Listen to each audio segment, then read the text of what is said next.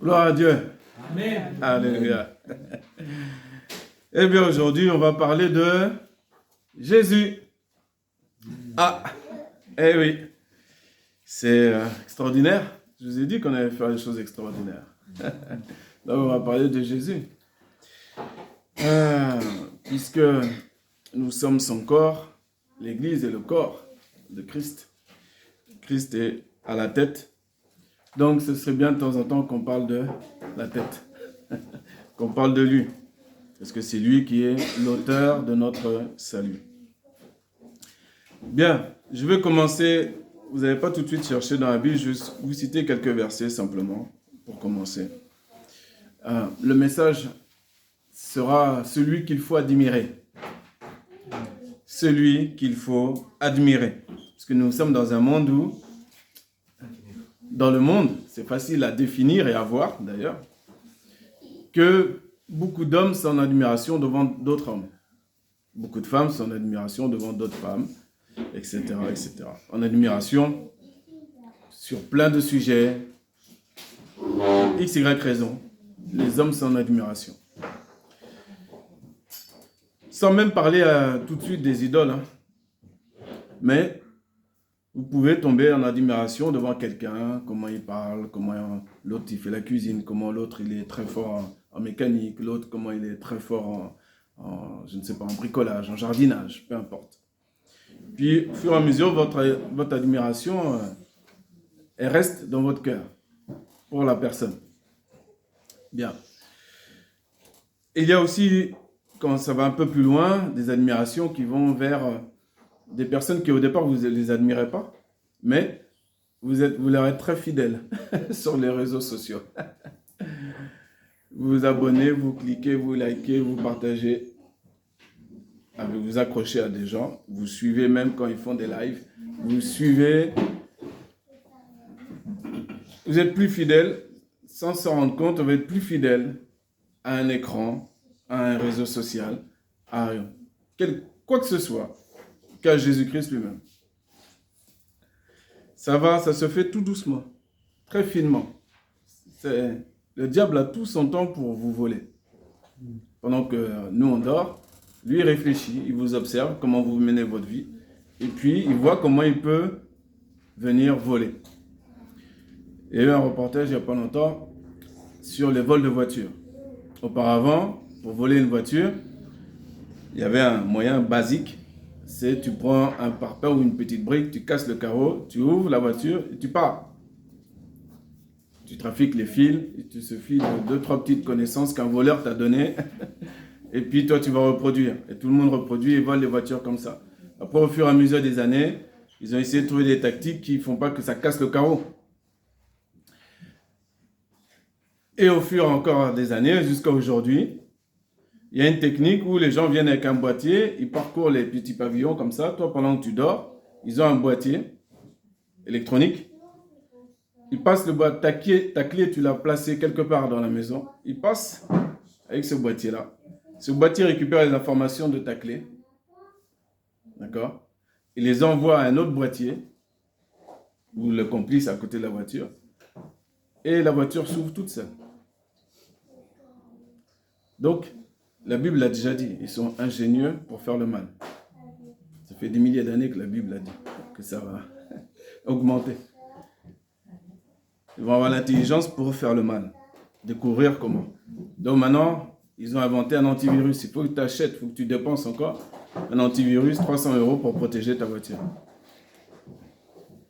Mais t'inquiète pas, ils vont réfléchir encore pour comment trafiquer ton antivirus.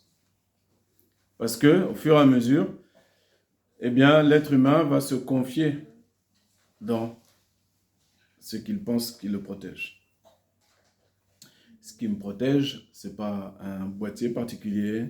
Ce qui me protège, ce n'est pas ce qui va me conforter. Par exemple, si je veux faire une recette de cuisine, personne ne s'est dit que je peux acheter moi-même par ma propre volonté, sortir de chez moi, faire mon propre marché et faire ma propre cuisine comme je l'entends. On est arrivé dans un monde où c'est fini, ça s'est perdu.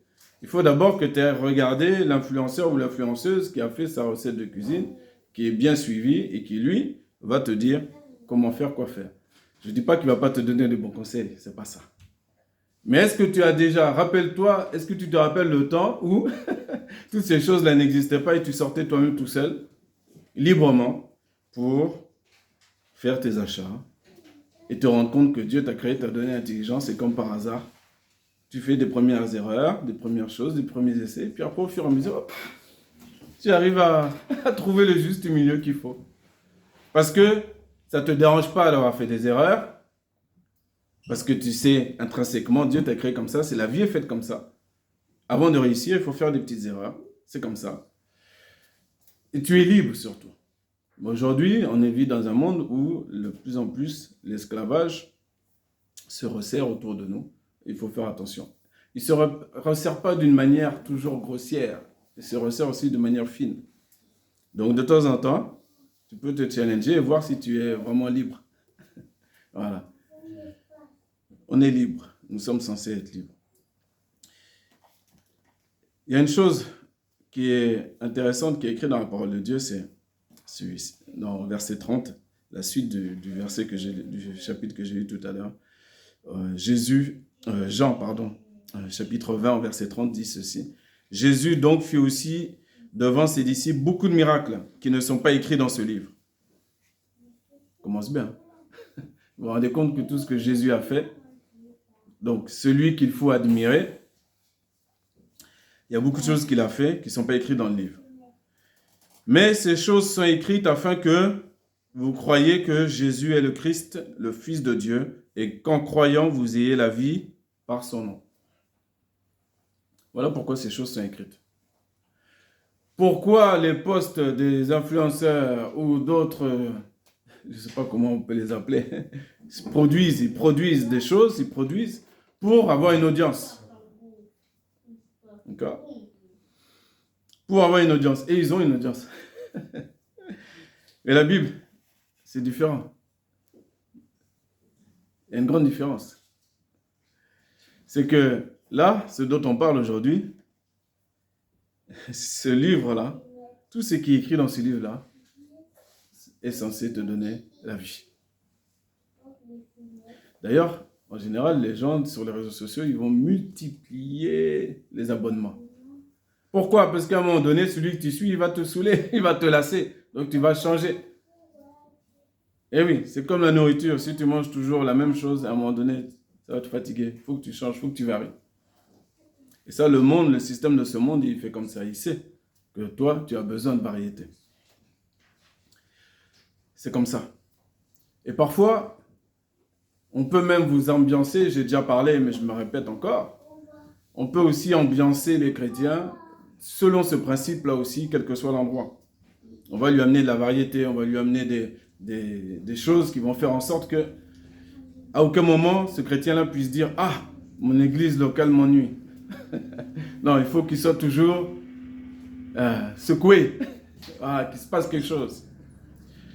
Oui. Pourquoi? Parce que la plupart sont, et ce ne doit pas être notre cas, je vous encourage, sont comme Thomas. Ils ont besoin de toucher. Ils ont besoin de toucher. Ils ont besoin, pour croire que vraiment Jésus est là, ils ont besoin. Ils ont besoin. Donc, comme ils ont besoin de choses matérielles, eh bien, on va leur apporter ces choses-là qui vont toucher les sentiments humains, où l'être humain va sentir un bien-être. Et puis, au fur et à mesure, une fois que tu es bien à l'aise, on va te mettre le petit venin qu'il faut pour commencer à te rendre esclave. Mais ça, tu vas t'en rendre compte parfois 6 mois, 1 an, 2 ans après. Et tu vas voir que des gens autour de toi sont là en train d'idolâtrer le pasteur, idolâtrer tel ou tel chante, tel ou tel. Et quand tu te rends compte, quand tu écoutes bien avec une oreille bien active, tu te rends compte que c'est pas Jésus qui sont en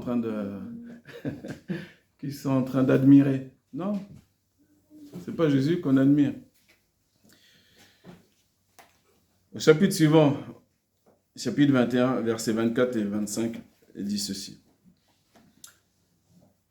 Jean parle de lui-même. C'est ce disciple-là qui rend témoignage de ces choses et qui a écrit ces choses.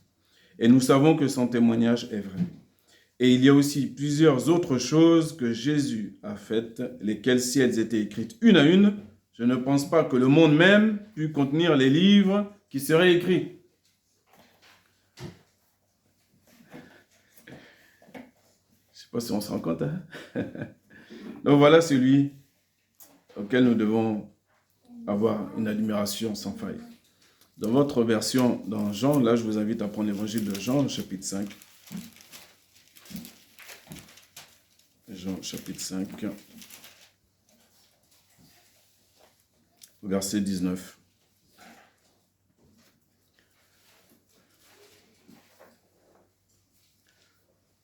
Jean, chapitre 5, au verset 19, nous dit ceci.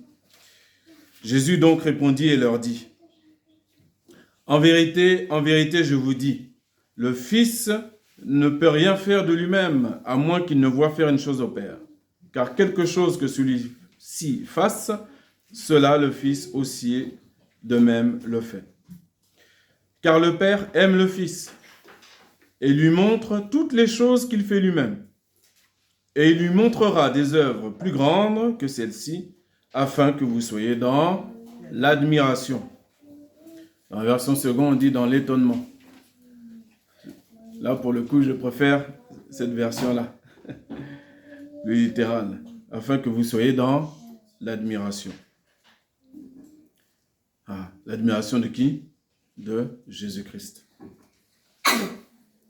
De Jésus-Christ. Un homme, ton frère, ta sœur, ton mari, ta femme, tes enfants, pourront, ou l'ont déjà fait, ou vont le faire, te décevoir. Donc ça ne sert à rien d'être dans l'admiration de son petit chouchou, la maman et l'enfant, etc., etc. Ça ne sert à rien. Ou alors tu l'aimes de l'amour que Christ veut qu'on aime nos enfants et qu'on aime notre frère, notre sœur. Mais même notre propre enfant ne doit pas être notre idole. Donc quand Dieu me dit que je dois corriger mon enfant afin qu'il puisse marcher droit quand il sera grand, eh bien je dois le faire. Mais si c'est ton idole, comment tu vas mettre une correction à ton enfant? Tu vas attendre qu'il casse toute ta maison, qu'il mette le feu, et après, peut-être, il va recevoir la fessée. Voilà.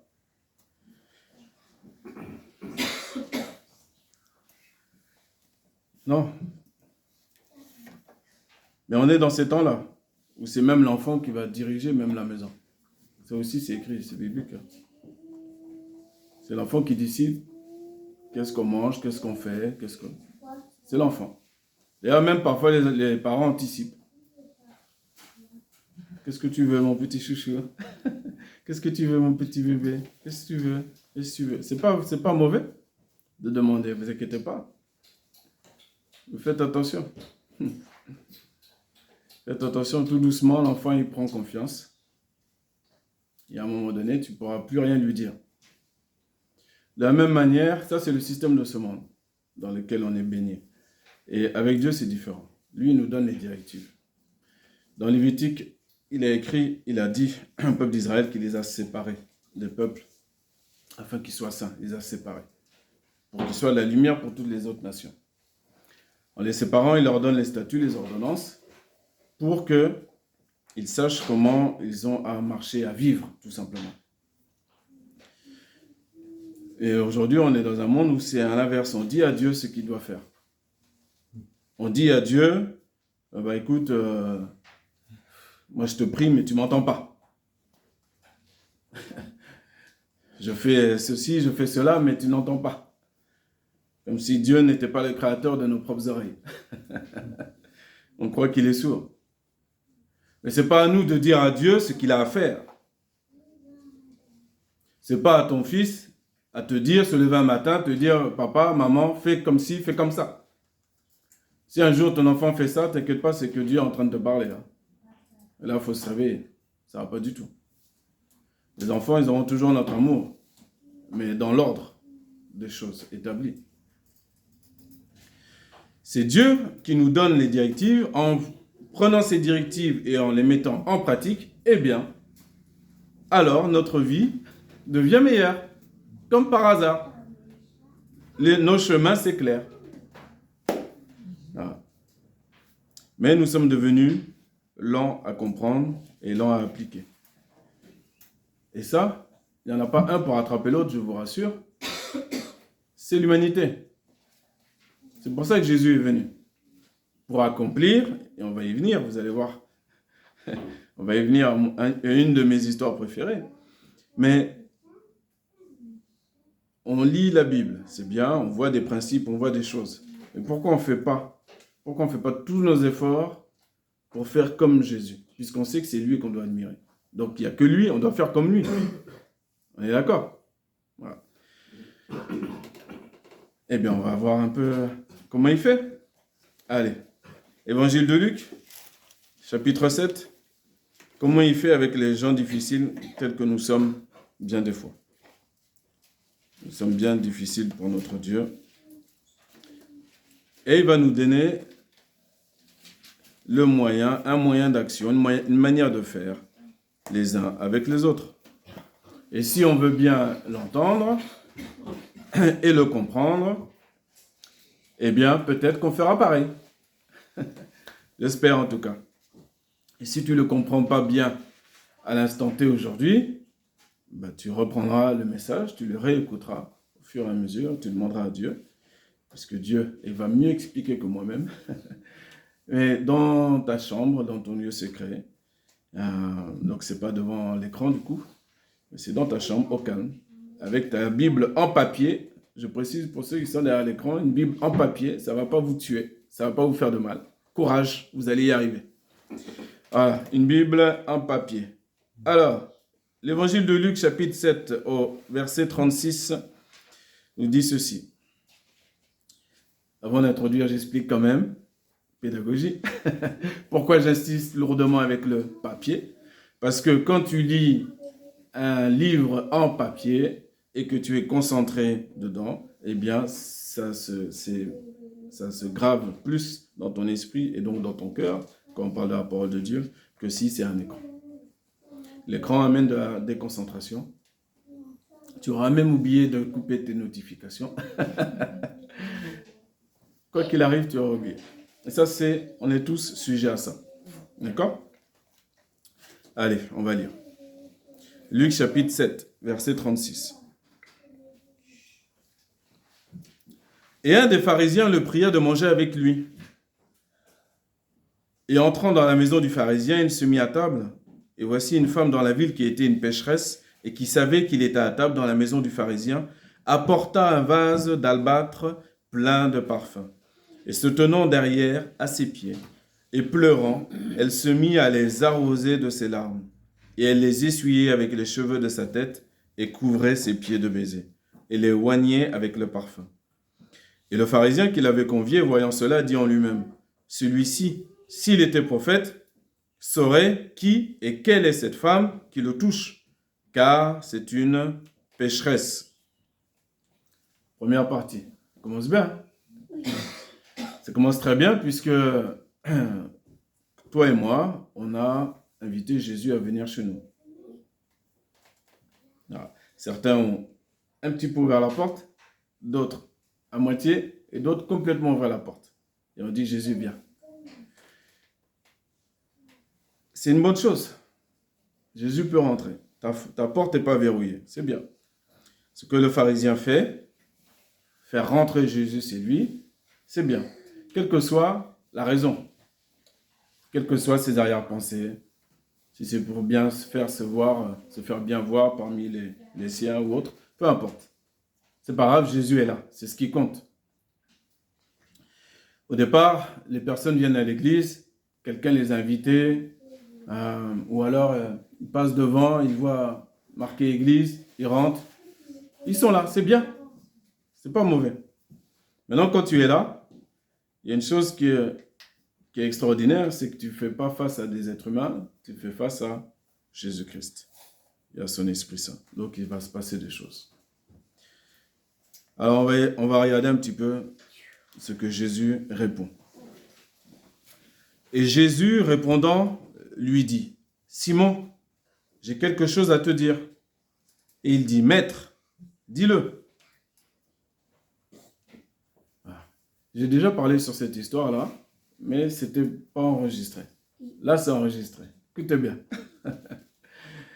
Et ça fait longtemps, ça fait des années en arrière. Donc, j'aurai une autre perspective pour aujourd'hui, mais écoutez bien.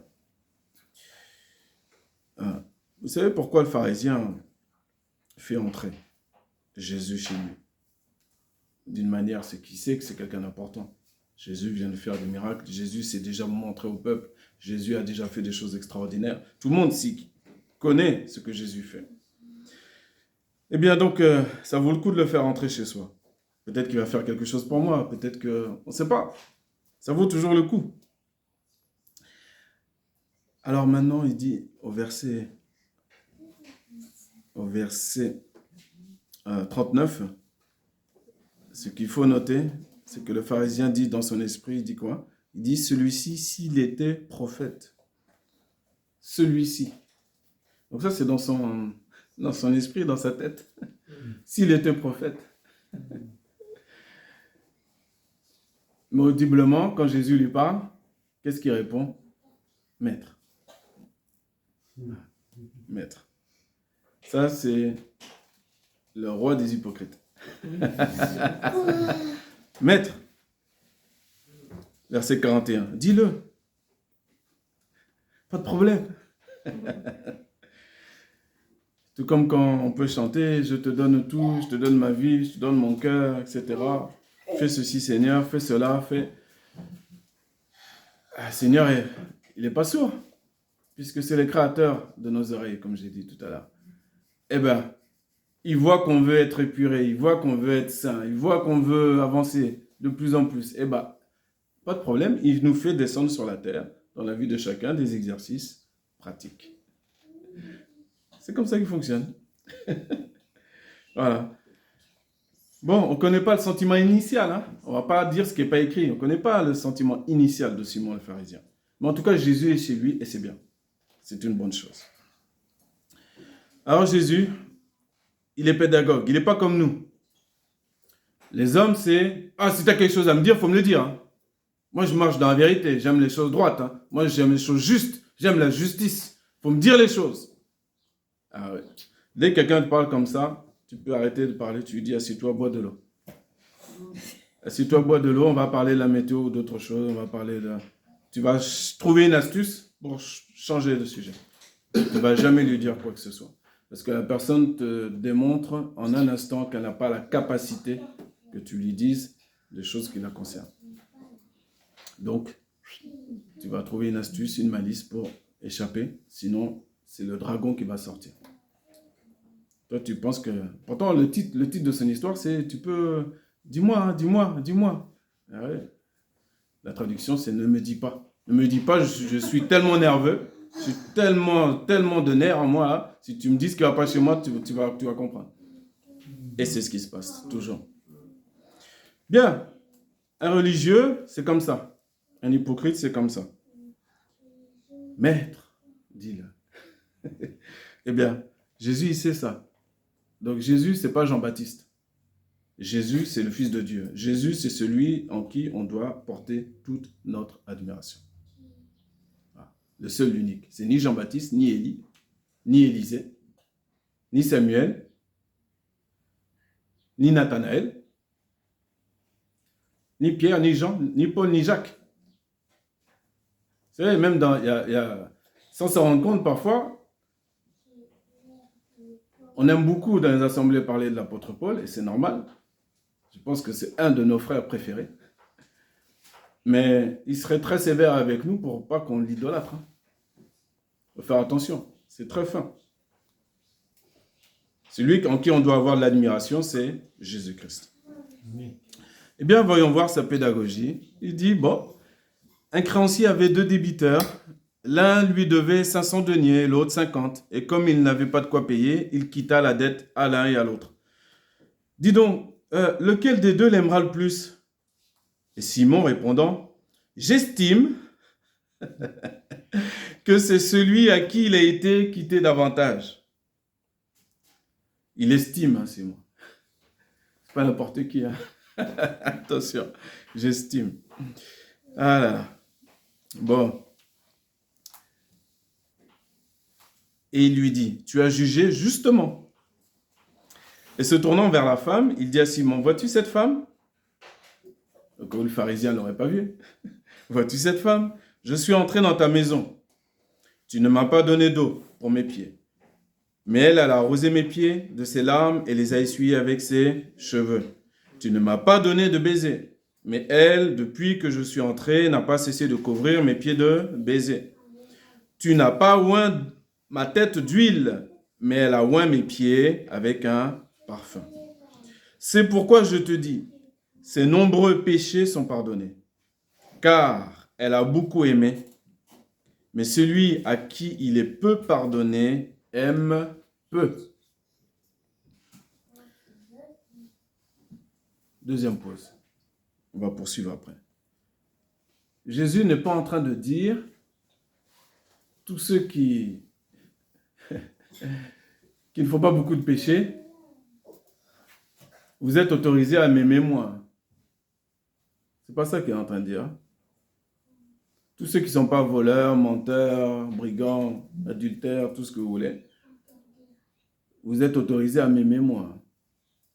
Priez moins, chantez moins, moins venir à l'église, moins m'adorer, moins parler de moi au dehors. C'est pas ce qu'il est en train de dire.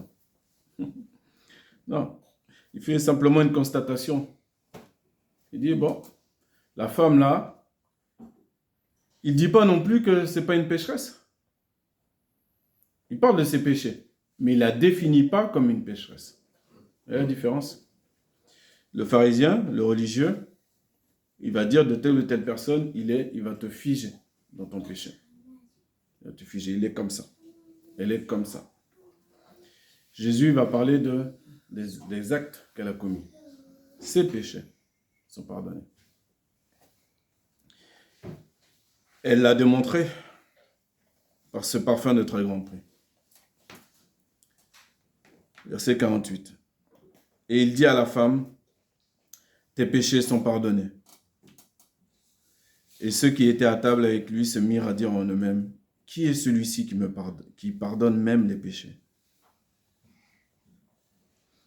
Ouais. Qui est celui-ci qui pardonne même les péchés? Donc c'est pour dire que même si Jésus faisait les miracles, même si Jésus parlait avec autorité et non pas comme leurs scribes, il y a une notion qu'ils n'avaient pas encore connue, c'est que c'est Jésus aussi qui pardonne les péchés. Et il dit à la femme, ta foi t'a sauvée, va-t'en en paix. Ta foi t'a sauvée, va-t'en en paix. C'est pas ton frère, ta sœur, ton pasteur ou je ne sais qui te sauve. C'est ta foi en Jésus-Christ. Et c'est ça qui te rend libre. Plus tu vas connaître Jésus-Christ, plus tu vas être libre. Libre des regards humains. Ces regards humains qui ont fait que Simon le pharisien a fait rentrer Jésus chez lui. C'est une bonne chose. Et d'ailleurs, je vais l'appeler maître. Oui, pas de souci. Peut-être même, il a même préparé la maison, comme il faut. Il a fait en sorte que la maison soit bien balayée, serpillée. Oui. Mais il y a des gens qui font ça seulement quand ils reçoivent du monde à la maison, vous savez. Ouais. Si tu viens à l'improviste un jour, bah, c'est le bazar complet. La poussière, 1,50 m. Tout est en bazar. Mais quand on reçoit du monde, là, on s'active. On s'active comme Marthe. Pourtant, les directives ont été données depuis Lévitique, que c'est pour notre bien de vivre dans un endroit propre. Ça fait des milliers d'années qu'on nous dit. C'est pas juste pour qu'on invite des gens. C'est pas juste qu'on invite des gens. Eh oui. Non. Il y a des principes basiques qui ont été donnés depuis des milliers d'années. Non. Mais grâce soit rendue à Jésus-Christ qui est venu pour accomplir et manifester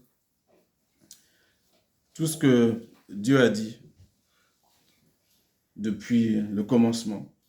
Et on a vu que les prophètes ont parlé Moïse a parlé, beaucoup de monde ont parlé, mais que le peuple, très peu du peuple ont suivi. Très peu. Toujours un reste à chaque fois, de génération en génération. Il n'y a que Jésus, celui à qui vous devez avoir toute l'admiration, qui a accompli la loi jusqu'à avoir ce pouvoir-là de pardonner nos péchés. Alors maintenant, Dieu te dit quoi? Il te dit pour finir, c'est bien, tu me fais rentrer chez toi, c'est bien. Pas de souci. Maintenant, sache que je sonde les cœurs et les reins. Oui, même tes pensées sont découvertes devant moi. Même tes pensées. Donc, qu'est-ce que ça veut dire concrètement? La prochaine fois que tu vas avoir une petite dispute avec ton fils, ton frère, ton épouse ou ton époux, et qu'après tu vas quitter, et tu vas te retourner, et tu vas avoir des paroles dans ta tête.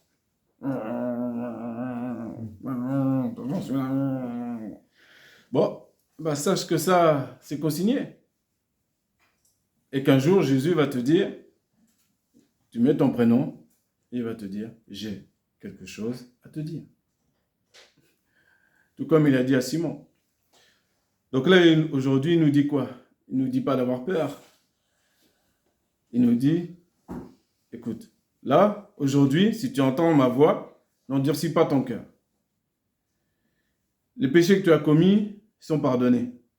Si tu as le cœur de cette femme-là, si tu as mis le prix et l'effort qu'il faut, parce que ce qu'il y a dans notre cœur se transmet, se voit dans nos actions. Cette femme-là n'a pas été voir à Action ou Lidl ou autre pour voir s'il y avait du parfum en promotion. Elle a été direct au niveau. Toutes les pièces qu'elle pouvait ramasser chez elle, elle a pris. Elle a acheté le parfum de très grand prix, un parfum de qualité. Parce que dans cette maison, il y a quelqu'un de qualité. Et c'est de la même manière que je dois et que nous devons nous regarder les uns vis-à-vis des autres. Tout se recoupe à chaque fois.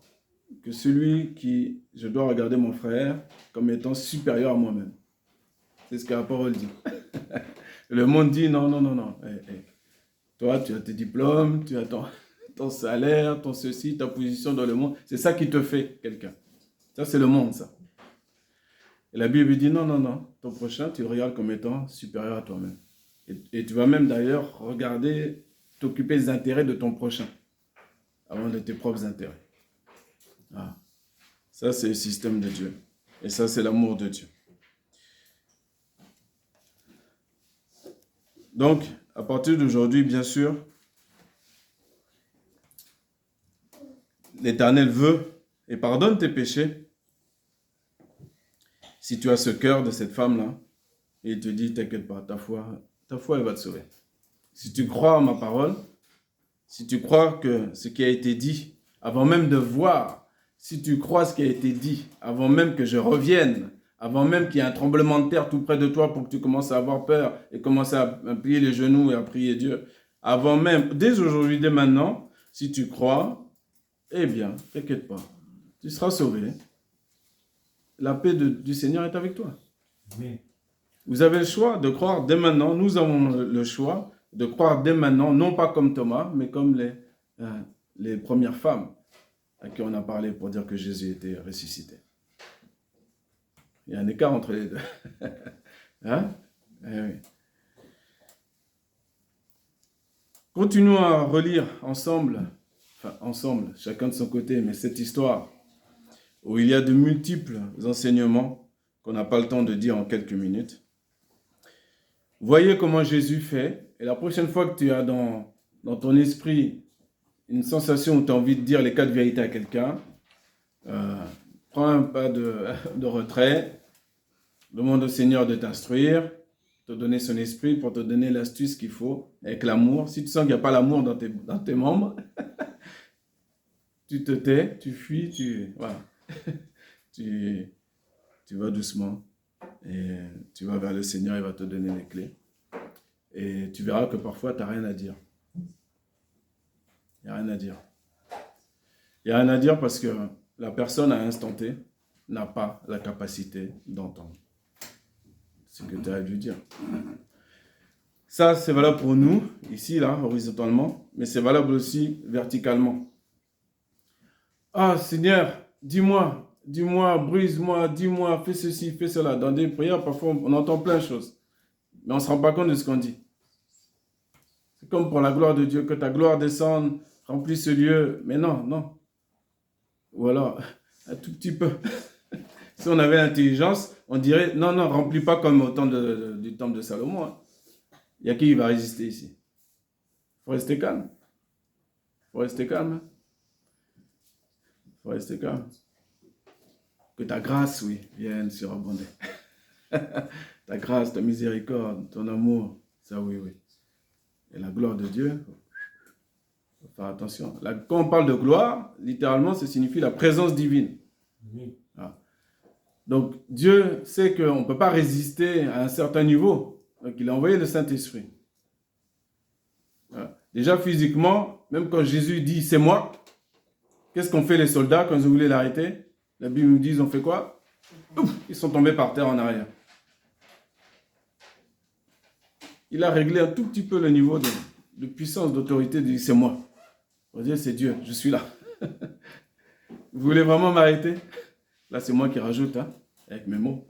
Mais c'est pour que tu comprennes la puissance qu'il y a. C'est comme il y a un temps où ils ont voulu aussi le précipiter d'une falaise. Si tu lis la Bible régulièrement, tu as vu ce passage-là. Ils ont voulu précipiter Jésus d'une falaise. La Bible nous dit, mais il passa à travers eux et il ne le toucha point. Parce que son temps n'était pas encore venu. Il est passé à travers eux. Ben, ils sont où tous ces gens agressifs qui veulent me tuer? Eh ben, Dieu, il règle un petit peu le niveau. Hop là. Et là, personne ne bouge. Parce que son temps n'était pas venu. Voilà celui en qui nous devons avoir de l'admiration. Jésus-Christ et Jésus-Christ seul, aujourd'hui et pour toujours. Et pour toujours. Gloire à Dieu. On va prier le Seigneur afin que sa parole soit gravée dans notre esprit et dans notre cœur.